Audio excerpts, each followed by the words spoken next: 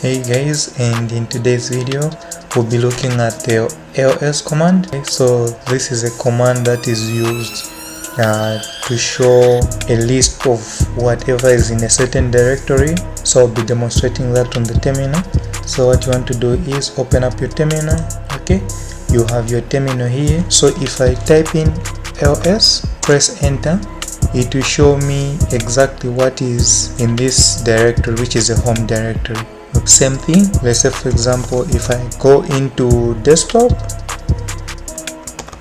mind you, Linux is case sensitive in terms of the terminal, so you need to write it the exact way as it is written. Okay, so right now I'm on my desktop, so just pay attention to the names here. So on the terminal, if now I type in ls, I press enter, you'll see it will give us a list of everything that is on the desktop. As you can see, we have zfisher, saycheese, stormbreaker, black eye, script.